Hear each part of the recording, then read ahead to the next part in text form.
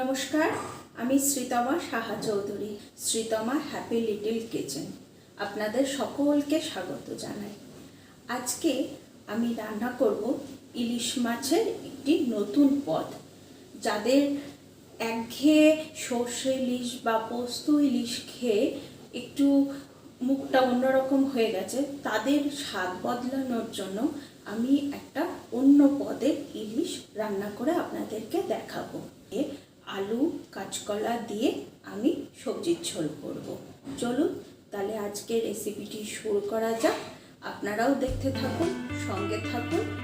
আমি লাস্ট ভিডিওতে বলেছিলাম যে আমি এই সপ্তাহেতে ইলিশ মাছের আরেকটি রেসিপি নিয়ে আপনাদের কাছে আসব। তো তার জন্য ইলিশ মাছের রেসিপি নিয়ে রান্না করেছি, আর সেটা দেখতেই পাচ্ছেন যে আমি 6 পিস মিডিয়াম সাইজের ইলিশ মাছ নিয়েছি। এবার এই ইলিশ মাছগুলোকে খুব ভালোভাবে আরেকবার ধুয়ে নেব। একবারই জল দিয়ে ধুয়ে নেব, জলটা ছেঁকে নেব, পরিষ্কার জলে ধুয়ে নিয়েছি। এবার একটু জলটা ঝরুক, জলটা ঝরেও গেছে। এরপর নুন, হলুদ আর সামান্য তেল দিয়ে ইলিশ মাছটাকে খুব ভালো করে মাখাতে হবে, যাতে করে ইলিশ মাছের মধ্যে নুন, হলুদ আর তেলটা ভালো করে ঢুকতে পারে। এই ম্যারিনেটটাই হচ্ছে আসল এই রান্নার উপকরণ। আপনাদেরকে আগেও বলেছি যে যদি রান্নার শুরুতে ম্যারিনেটটা ভালো করে হয় আর সবজি যদি খুব ভালো করে কাটা যায়, তাহলে রান্নাটা স্বাদ অনেক গুণে বেড়ে যায়। তার জন্য এই দেখতে পাচ্ছেন মাছগুলোকে উল্টে পাল্টে ভালো করে মাখিয়ে নিচ্ছি, যাতে করে ভেতর পর্যন্ত এই সবটা ঢুকে যায়। আর ম্যারিনেট করে যদি কিছুক্ষণ রাখা যেতে পারে, তাহলে মাছটা অনেক গুণে মজে যায় আর সেটা খেতেও খুব দারুণ লাগে। তো তার জন্য আমি মাছটাকে প্রথমেই মাখিয়ে নিয়ে খানিকক্ষণের জন্য ম্যারিনেট করে রাখবো। তারপরে সবজিটা কেটে নেব, আর তার জন্য 2খানা মিডিয়াম সাইজের আলু নিয়েছি, আর নিয়েছি 2টো কাঁচকলা আর একটা টমেটো। তো এবার এই সব সবজিগুলোকে মোটামুটি পাতলা পাতলা করে কেটে নেব। লম্বা করেই কাটবো, আর লম্বা করে কাটলে সবজিটা খুব তাড়াতাড়ি সেদ্ধ হয় আর খেতেও খুব সুস্বাদু হয়। এটা একটু আপনারাও ফলো করে দেখবেন, তাতে করে খুব ভালো যে রান্না হয় আপনারাও তার ফল বুঝতে পারবেন। আর যদি এটা আপনাদের এই টিপসটা ভালো লাগে, তাহলে আমাকে কমেন্ট বক্সে অবশ্যই জানাবেন। আলুগুলো পাতলা পাতলা করে চোচাটা ছাড়িয়ে নিলাম। এবার কাঁচকলা, আলু সব সবজিগুলো কেটে নেব। তো কেটে নিয়েছি। এবার এই আলু থেকে যে কষটা বেরোয়, তার জন্য একটু চকলে নিচ্ছি। এইভাবে চকলে যদি না যায়, তাহলে আলু থেকে আর কাঁচকলা থেকে এই কষটাও বেরিয়ে যায়, জন্য ঝোলটা যে কালো কালো মতো হয়ে যায় সেটাও আর হয় না, আর ঝোলটাও দেখতে খুব সুন্দর লাগে। এরপর একটা মিক্সার গ্রাইন্ডার নিয়ে নিয়েছি, তার মধ্যে ওই মাঝারি সাইজের টমেটোটাকে হাফ করে কেটে নিয়েছি, আর নিয়েছি 2 চামচ জিরে গুঁড়ো, ধনে গুঁড়ো। এটা ধনে গুঁড়ো জিরে গুঁড়োটা গুঁড়ো করা থাকলেও আর একবার আমি গুঁড়িয়ে নেব। আর দিয়ে দেবো সামান্য একটু আদা। এই সব উপকরণকে ভালো করে পেস্ট করে নিয়েছি। এরপরে কড়াইয়ে সরষের তেল গরম করতে দিলাম।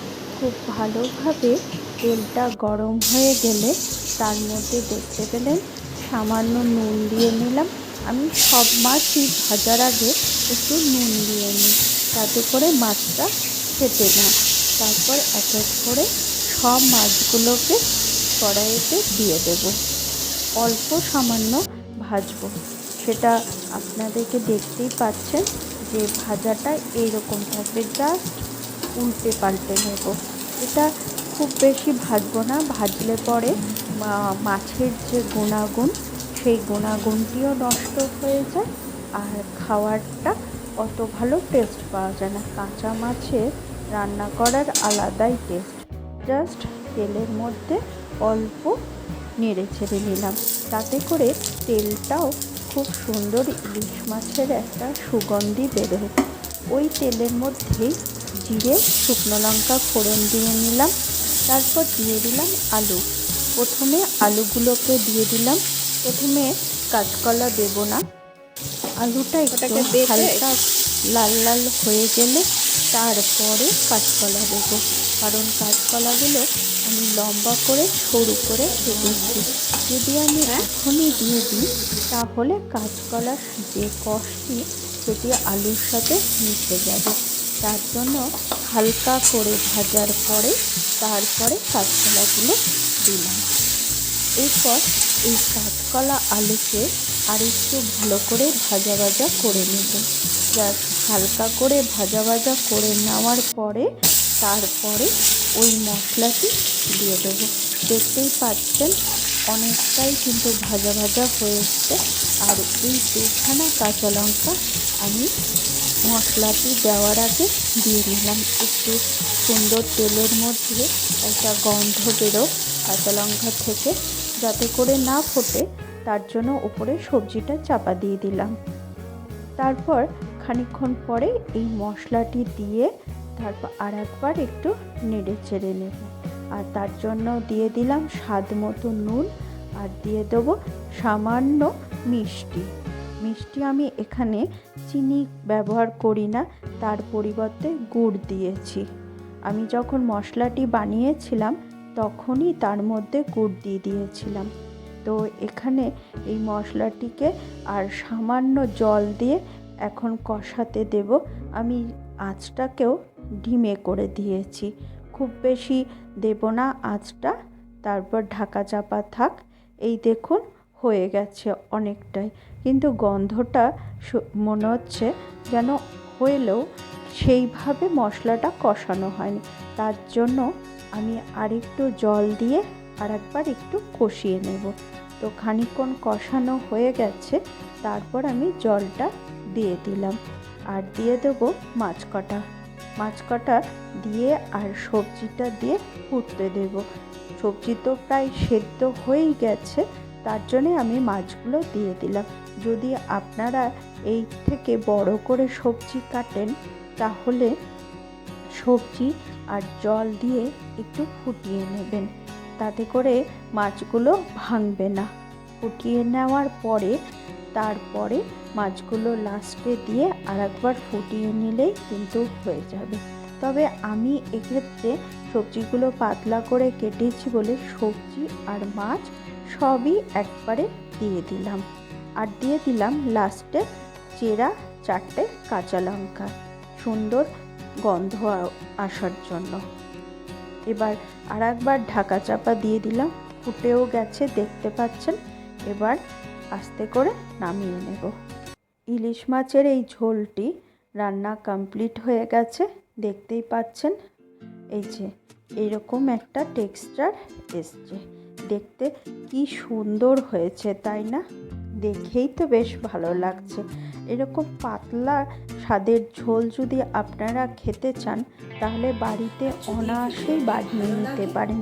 তার জন্য আপনাদেরকে এই ছোট্ট ছোট্ট নিয়মগুলো পালন করলে স্বাদটা আরও দ্বিগুণ বেড়ে যাবে। যে ঝোল আমি দেখাবো ইলিশ মাছটাকে একটু করে দেখাবো, যদি এখানে একটু কাছে দেখা। ইলিশ মাছ ভাত নিয়ে নিয়েছি,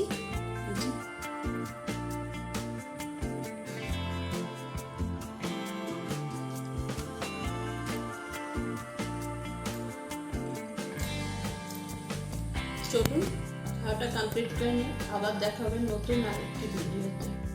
ততক্ষণের জন্য ভালো থাকুন, সুস্থ থাকুন।